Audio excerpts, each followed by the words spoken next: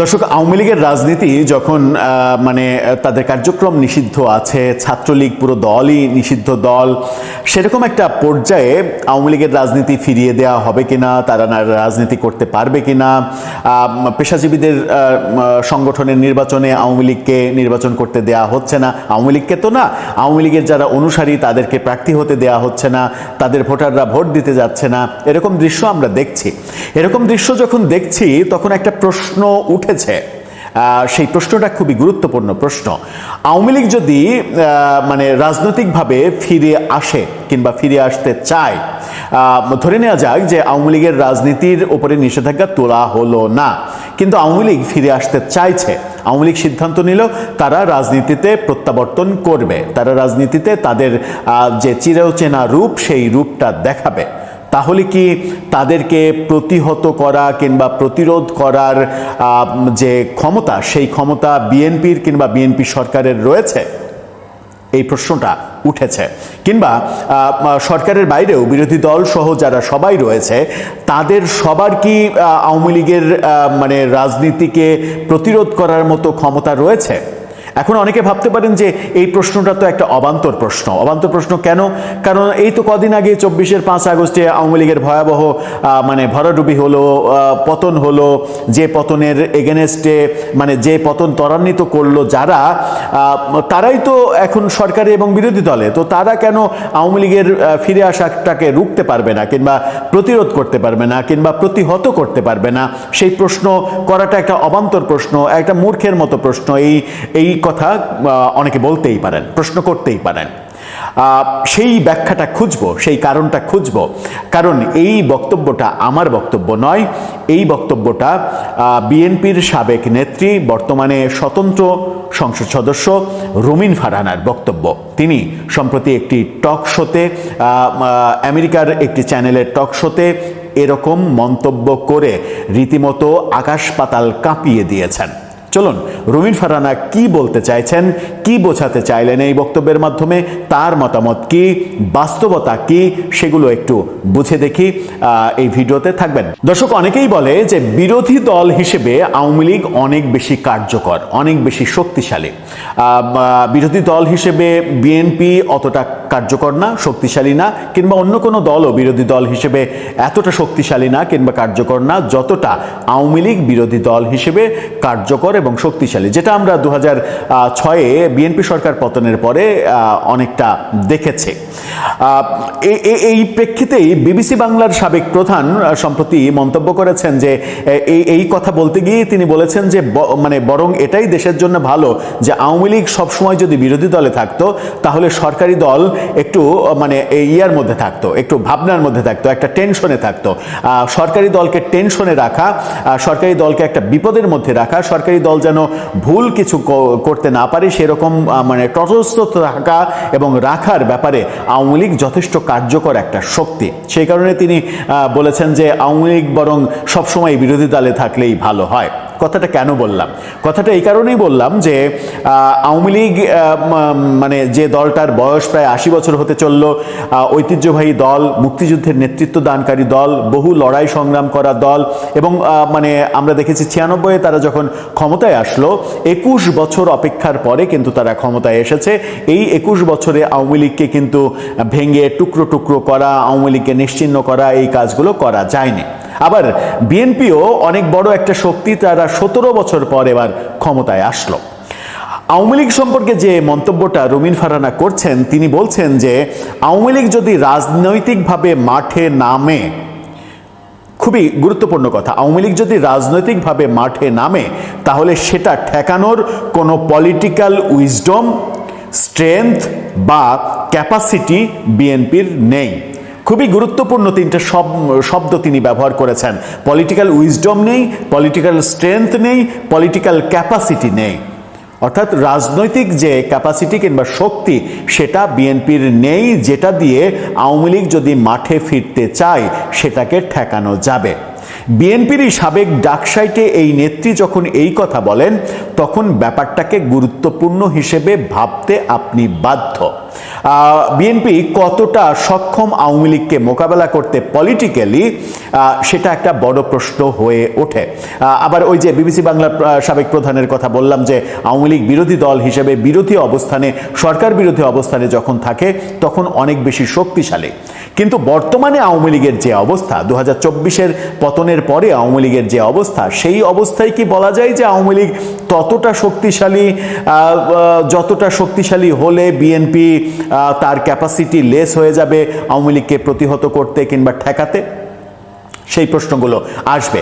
পাশাপাশি রুমিন ফারহানা চমৎকার কিছু গুরুত্বপূর্ণ তথ্য বর্তমান সময়কে কেন্দ্র করে বলেছেন। তিনি বলেছেন বর্তমান সংসদ হচ্ছে আমরা আর মামুরা, এই হচ্ছে সংসদ। এর আগে আওয়ামী লীগ যেমন জাতীয় পার্টিকে নিয়ে সংসার করেছে, ঠিক তেমনি বিএনপি জামাতকে নিয়ে আমরা আর মামুরা এরকম সংসদই তৈরি করেছে। ভয়ঙ্কর মানে সমালোচনা এটা। তিনি বলছেন যে গঠনমূলক সমালোচনা করার কথা শুনছি, যা আওয়ামী লীগের আমলে জাতীয় পার্টিকে নিয়েও বারবার বলা হয়েছে। জাতীয় পার্টি সম্পর্কে বলা হয়েছে জাতীয় পার্টি গঠনমূলক বিরোধী দল হবে, তারা গঠনমূলক সমালোচনা হবে। তিনি বলছেন গঠনমূলক সমালোচনা কাকে বলে এটা আমাকে আসলে নতুন করে শিখতে হবে। হোয়াট ইজ গঠনমূলক সমালোচনা? আর এই গঠনমূলক সমালোচনা মানে গঠনমূলক সমালোচনা করা কারি, এই ব্যাপারগুলোর মধ্য দিয়েই প্রমাণিত হয় যে এই সংসদটা মূলত ভাগ বাটোয়ারার সংসদ, আমরা আর মামুরার সংসদ। সম্প্রতি এই ভাগ বাটোয়ারার সংসদ ব্যাপারে রুমিন ফারহানার এই মন্তব্যের সঙ্গে মিলে যায় সাবেক উপদেষ্টা মাহফুজ আলম। তিনিও মন্তব্য করেছেন যে এই সংসদটা নাকি ভাগ বাটোয়ারার সংসদ। কিন্তু আমরা সংসদে তো ওই বিরোধী দলের ওয়াকআউট দেখছি, চরম তাদের কথার যুদ্ধ দেখছি। এগুলো কি ওই ডাব্লিউডাব্লিউ ওই গেমের রেসলিংয়ের মতো সাজানো, মঞ্চে সাজানো সব নাটক? আগের রাতে সবই সিলেক্ট হয়ে থাকে, পরের দিন কখন কিভাবে ওয়াকআউট করবে সেগুলো কি? এর আগে এই আলোচনা কিন্তু আরও অনেকেই করার চেষ্টা করেছেন। তিনি আরেকটা খুব গুরুত্বপূর্ণ কথা বলছেন, সেটা হচ্ছে যে আওয়ামী লীগের আমলে তখন বলা হতো আমাদের এক থাকতে হবে, অর্থাৎ তাদের যে পক্ষের শক্তিগুলো তাদেরকে বলা হতো আমাদের এক থাকতে হবে, না হলে জামাত শিবির আবার ফিরে আসবে, জঙ্গিরা আবার ফিরে আসবে। এরকম বক্তব্য আওয়ামী লীগের পক্ষ থেকে প্রায়শই বলা হতো। ঠিক একই বক্তব্য এখন কপি করে বলা হচ্ছে। এখন আমাদেরকে যেটা বলা হচ্ছে সেটা হচ্ছে যে আমাদের মধ্যে ঐক্য থাকতে হবে, নইলে আবার ফ্যাসিস্ট ফিরে আসবে। মানে কি অসাধারণ মিল দেখেন। আওয়ামী লীগ বলেছিল আমাদের মানে জাতীয় পার্টির 14 দল সবাইকে বলেছিল আমাদের মানে যখনই একটু ফাটলের ব্যাপার হতো তখনই বলতো যে আমাদের এক থাকতে হবে, ঐক্যবদ্ধ থাকতে হবে, নইলে জামাত শিবির ফিরে আসবে, জঙ্গিরা ফিরে আসবে, তারা আবার লাই পেয়ে যাবে। এখন বলা হচ্ছে আমাদের সবাইকে ঐক্যবদ্ধ থাকতে হবে, জুলাইয়ের পক্ষের শক্তিকে ঐক্যবদ্ধ থাকতে হবে, নতুবা ফ্যাসিস্ট আবার ফিরে আসবে, ফ্যাসিস্ট আবার মাথা চাড়া দেবে। তার মানে একই ধারার রাজনীতি চলছে, কোনো ধরনের কোনো পরিবর্তন হয়নি। তিনি বলছেন যে একই কাসুন্দি, কোনো পরিবর্তন নেই। এবং মানে তিনি খুবই গুরুত্বপূর্ণ একটা কথা বলেছেন, সেটা হচ্ছে যে বিএনপি এবং জামাতের যে দ্বন্দ্বটা সংসদে এবং সংসদের বাইরে দেখা যাচ্ছে সেটা মূলত আর্টিফিশিয়াল দ্বন্দ্ব। ভয়ঙ্কর কথা কিন্তু। তিনি বলছেন যে এটা আর্টিফিশিয়াল দ্বন্দ্ব, এই দ্বন্দ্বের কোনো বাস্তবতা নেই, এগুলো সবই সাজানো নাটক। অর্থাৎ ওই যে কথাটা একটু আগে বলেছি যে তিনি বলেছেন যে আমরা আর মামুরা সংসদ, এই আমরা আর মামুরা এই ব্যাপারগুলোই হচ্ছে। দর্শক, আপনিও কি তাই মনে করেন? বর্তমান সংসদে সরকারি দল এবং বিরোধী দলের যে অবস্থান, সেই অবস্থানে কি মানে ব্যাপারটাকে কি ওই আওয়ামী লীগ জাতীয় পার্টির সরকারি দল বিরোধী দল ওই রকম অবস্থায় আমরা এখনো বলতে পারি? একই ধারা কি চলছে?